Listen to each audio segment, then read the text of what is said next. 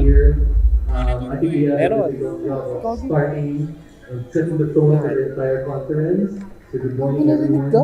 My name is Jayvee. I'm the technology editor for the Philippine Star and also the Tagalog blockchain group. I'm glad to be with three powerhouses in the industry. And maybe I think to kick this off, I'd really just like to ask one question first. Introduce yourselves one by one. How long have you been in the industry? And how do you think your life would have gone if not for Web3? Oh, geez. Big question. Well, shout out to Pete, the co-founder of the WolvesDAO, the real founder of the WolvesDAO. Lucky enough to stumble into him in 2021, and that kind of kicked everything off.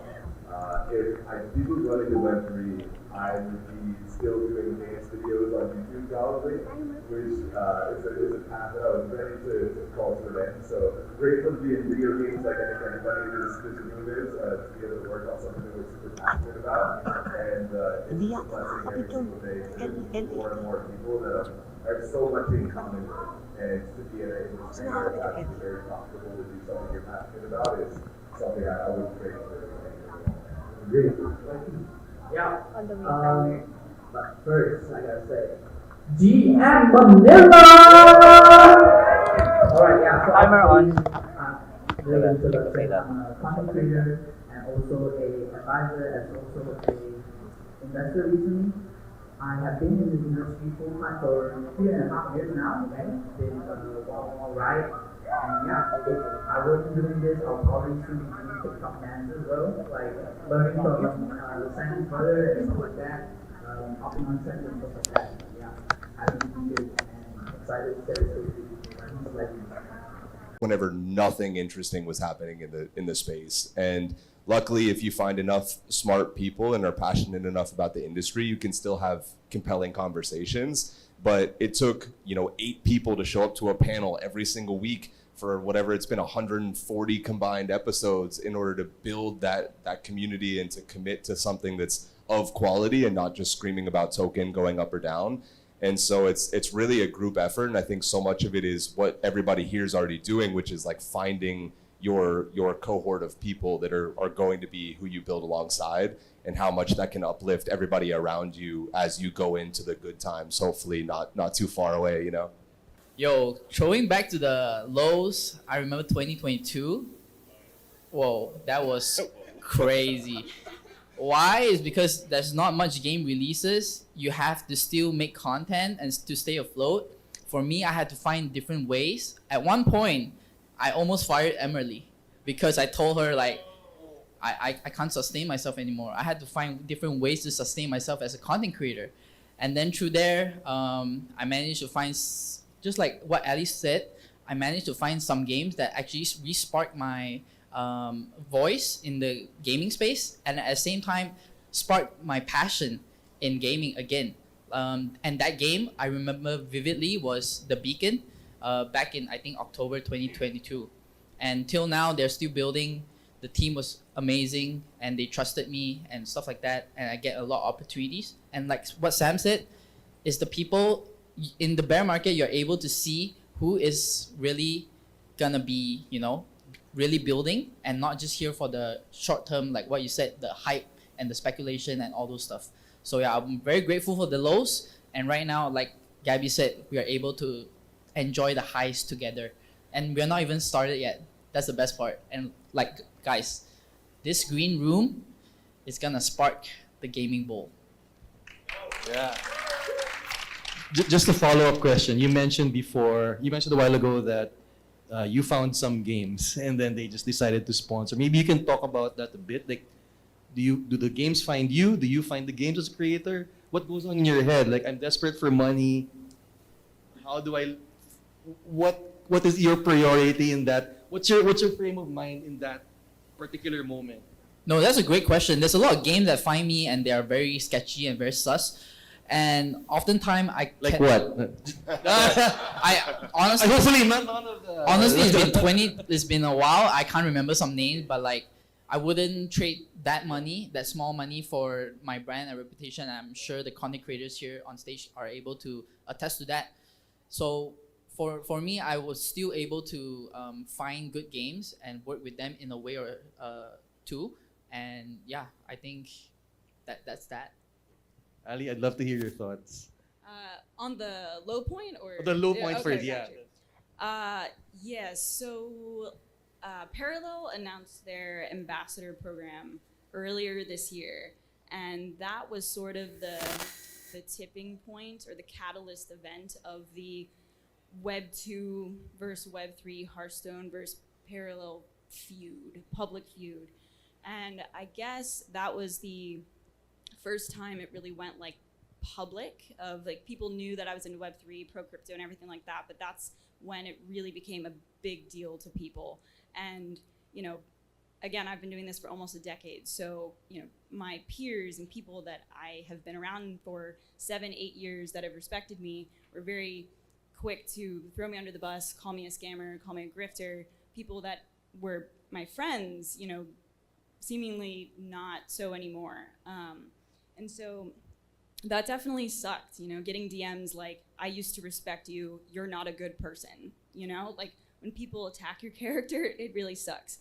But I think the low point is more so letting the voices stop you from doing the content creation, or like, you know, not having the willpower because you're scared of fear and, you know, and judgment and stuff like that. But I think I got to a point where, you know, I've realized that the people that are coming at me for that are actually good people that believe that they're doing a good thing because they don't understand a lot of it, and they believe that they're, you know, protecting people from getting scammed and things like that. So I think it's very easy to be defensive, you know, over the industry if someone's attacking your character. But if you come at it from like the lens of compassion and, you know, like they think that they're doing a good thing, you know, I feel like that's been helpful, you know, to reframe the situation and, you know, give me, even though I have conviction, get through the fear and like basically say to the industry, we need to do a better job of educating people about safety and, you know, how to look out for scams and grifters and things like that, and like focus in on like the best parts of Web3. Dude, can we just clap it up for Ali, dude? That's incredible. What an answer. I'd like to know, like, it's funny because I've been a journalist for 20 years, and then when I built a Web3 game and people were like, oh no, this guy's not credible all of a sudden. So I can kind of relate. I'd like to know, like, in your headspace, what was your support system like at that lowest moment? Like, who were your allies at that point when you said you had friends for many years and they just said, no, you're a scammer? Yeah, number one, Mason, my Mason. husband right here, who, to be honest, like, is the reason that I got into crypto and learned about this world, and honestly, card games just in general. So big shout out to Mason, my number one. But yeah, I mean, one of the best things is that you have a community around you, Sam, Yellow Panther, all, you know that you have support that believe in the industry and stuff like that. And so it's not like it wasn't there. It's just hard when, you know, it's people you've been around for a long time that, you know, start to believe that you're a bad person because of it. But no, I mean, I definitely, the Parallel team, the crew, like, there's definitely a lot of support even amongst the bad. Right. That's really good to know, because I think when you're as a creator transitioning from, let's say, Web 2 content and doing a lot more Web 3, there now comes that notion that as a brand or as a game, for example, and even talent agencies, they all have these KPIs that they want to meet, of course. I guess I want to know, how do you find that best working relationship with talent managers or games, but at the same time, you're helping them, but you're also preserving your personal truth and beliefs? Anyone can answer? Yeah, we were actually just talking about this at the Wolves Den that we're doing physically in Makati, where a lot of whenever you sit down with a brand that wants to work with you as a creator, I think it's so important to understand what it is that they're trying to accomplish, and also to understand what it is that you're good at helping people accomplish. Because so often, you know, somebody wants impressions, or they want daily active users, or they want people to do game nights in their community, they want the floor price to go up. Like, all of these things require different people and different solutions. And you should know, like, I know, for instance, I'm not good at getting people daily active users because the WolvesDAO is 300 people. But if you want 300 really passionate, impactful founders, VCs, content creators, whoever to care about what your product is, then we're amazing to approach. And so it's really about finding people that have alignment and want exactly what it is that you're actually good at providing. And then, of course, finding alignment with a game that you genuinely care about, that you want to play, that you want to be involved with. And if you can find that alignment, everything else takes care of itself. But it's whenever you try to mismatch because you're afraid that there isn't another deal around the corner or something like that, that you really get into trouble and nobody's happy whenever the deal has come to fruition. Right. YP? Yeah, I mean, I used to be with a talent agency, and a lot of times there's not much alignment together because they are always thinking of themselves rather than myself. And as content creators, we always want to do the things that we want. We want to have creative freedom. We want to have a lot of these things.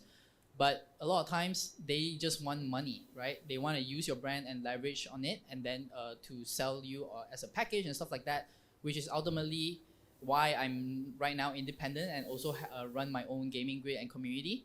And like Sam said, I very agree with this. Like, different campaigns have different strategies and ultimately different objectives to using different strategies to attain those different objectives. So I think right now, for me, I work with games that I really believe in and I really enjoy so that I can show that side to my audience. And right now, even yesterday, I dropped a very exclusive alpha with Pirate Nation, and the whole community was super hyped, and they probably watched a few times on that amazing video. And that is what I want to do, right? Sharing alphas and sharing the insightful videos to these my audience. Ali, I'd love to hear more. Yeah, I think I've always had the principle like quality over quantity, right? I think finding games and teams that you really believe in and leaning super hard into them as opposed to just like spraying and praying, I think is a good strategy. And to be honest, like I've been with gaming teams, I've been with multiple agencies. I love my agent now. He, word of mouth, I really trust in him and he knows me. I think it just comes with time, like building your sense of intuition with people. Like you can kind of tell when someone's being, I don't know what the word is, genuine, exactly. And if someone's just interested in your followers or your numbers instead of like, how you really feel about the game and what you can bring to the table and stuff like that. So I think that all of us like have that sense within us of, being able to tell if people are legit or not. And it just takes time to cultivate that and, trust your gut, I suppose. That being said, the Philippines is home to a lot of talented content creators. And many more now are coming from the provinces. Thanks, of course, to YGG. We've really noticed that when we interview people about the industry. I think I'd love to know, like, what advice would you give an aspiring content creator who lives in the province, uses his phone to record himself or herself on and stream on Twitch or something like that, knowing that you've made it to a certain point and they're still starting? Like, what mistakes would you tell them to avoid? I think whenever people are starting out, often, of course, you want to look to others for inspiration, and you should, especially if you're starting out, you should see what's working, and you should try to replicate that and get the practice of, seeing how, they zoom in. Okay, I'm going to practice 10 times, zooming in quick and doing a fast intro and doing this effect on CapCut and stuff like that. But so often I find that they miss the concept of, whenever we're all scrolling on TikTok, and you just keep scrolling and you go past video after video after video, there's something that you're looking for, right? And whenever you finally stop, that should be a sign of like, well, I've been looking for this thing and it took me 18 videos to get there. I think this might be what I need to create. Like, what was I looking for that entire time, and how can I create that for the audience that I want to serve, right? Whenever I created Gamified, it was because I was listening to Twitter Spaces and I was like, these all suck. I want to listen to something that sounds like this. And so we tried to quantify what this is and who were the type of people I wanted to listen to. What were the questions I hoped that people would ask? And then we built that into a show. And then it turned out a bunch of other people were also like, yeah, no, we want to hear that too. It was just a fact of nobody putting it together. So look at what's working, but also ask yourself, like, what do I wish I could find whenever I'm scrolling or when I go through Twitter, and then try your best to create it. And it's hard and you'll probably mess up a bunch of times. But if you just keep that mindset for like a year or 2 years, turns out like eventually you'll figure it out. It's great advice. YP, what do you have to add? No, that's amazing. Okay, for me, I think having intention is very important. But when I first start out, I think volume is also very important. Just keep doing it. You know, I think Mr. Beast probably took like, I don't know, he said something like, you should post more than 100 times before you start seeing result. I think I resonate with that a lot. You should keep posting and keep improving video by video slowly, and that's how you are able to improve in a very, very long time.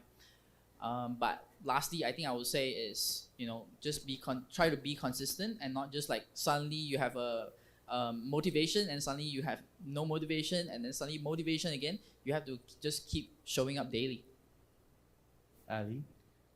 Practically speaking, like when people ask me about starting to stream at this point, like you definitely need to do short form content. Like you have to stream and make videos, but you need to take that and chop it up and, you know, put it as honestly as many places as possible. So definitely that. But I think that another big one is getting like pretty ingrained in the community.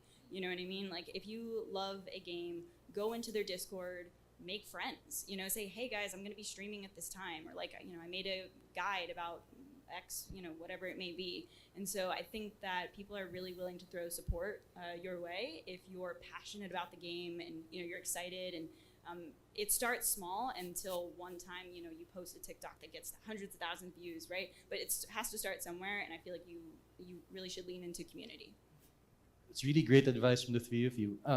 We're down 5 minutes, but I have one last question. And I think this is a really good way to end the discussion. No? There's a saying that the good tends to spread itself and a full cup tends to overflow. Do you think Web3 is an end in itself or a means to something more? And how has your content creation journey borne new fruits within Web3 and outside? Wow, that was A philosophical question. You want to take that one, YP? I could get some time to think on it. No, Sam, you go first. Man.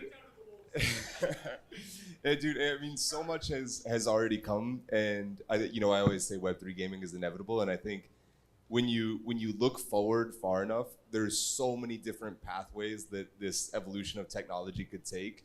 The democratization of financial everything could be incredible. The decentralization of it, and having the ability for so many people to have access to online banking could literally transform the entire way the financial system in the entire world works. So I'm hopeful for that. But whenever I think about my own journey in gaming, especially, it's really just a great reset. Like at the beginning of my career on YouTube, we were on YouTube in like 2007 or something, and to see the growth and how we were able to ride these waves and kind of just like it, the Bitcoin halving and people like 4-year cycles and stuff, like social media was the same thing of like YouTube took us 12 years to get to the point where we were the biggest dance channel in the world. And so to be in a situation where it's kind of a blue ocean all over again and like new content is encouraged and these decentralized social media platforms are coming too. I'm super excited about like Farcaster and these other things, Lens and stuff like that.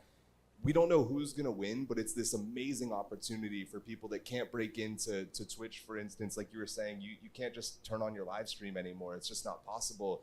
But with 6 months, you can be, I went from literally not posting on Twitter to content creator of the year in 8 months.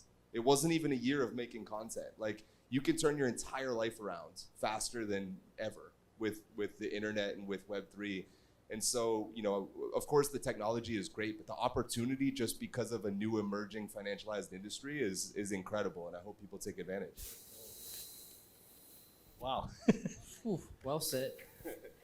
Shout out IC for this. A Twitter account and a dream. Let's go. This is for real. Like for me, I started with a Twitter account just like a lot of people here. And I never know that I'll become a Web3 gaming content creator, right? But here I am now, becoming one of the biggest preacher for Web3 gaming in Asia. And for now, for me, I think Web3 gaming has such a big future and it's so bright. Just like what Sam said, it will not only help the industry, but actually help a lot of people in the emerging markets. And I've seen it in real time. Like back in 2021, I was able to have a lot of guilds and scholars, and I was able to help many people in emerging markets like Philippines, right? And from there, I think there will be a lot more opportunities for me to help them in a way or two, and giving them these opportunities that will ultimately, some of it, as cliche as it sounds, change their lives, because Web3 gaming actually changed my life. And for me, I think, I don't know, this is just a very powerful market. And if you have the will and the passion to do something in this space, and I believe that you will be able to succeed and do something amazing. Wow. Allie, make us Ugh. cry. It's hard to follow up both of those answers. Yes, I do think it's an end of itself, Web3, at least in gaming, giving asset ownership, right? Like kind of getting us back to, what society gaming was, back when you could collect, physical cards and share them with your friends and CDs and things like that. So yes, that's one aspect of it, but is it a means to something else? And I echo a lot of what, Sam was saying in the beginning. And look, money kind of rules the world, and there's a lot of corruption that comes from centralized power. And so I think that if, people are getting their first introduction into blockchain and Web3 through gaming, my hope for the future is that, a decentralized world gives people, more opportunity, more access to be a part of a global economy. And, I think we're all citizens of Earth. I'd like to believe that, it shouldn't be just like country borders and stuff like that, and we're all kind of tapping into something that connects everyone. So that's like, the grand vision, and I do think that we can get there. Everyone's gonna have their different way to get into it, and I think for a lot of people, pop culture gaming is definitely going to be one, for sure. What a great way to end, guys! Thank you so much. This was really a great. I wish we had so much time, so much more time. But sadly, this is the only time that we have. Thank you so much. No, thank you guys. so much. Thank you so much. Thank you so Thank you, much. guys. Thank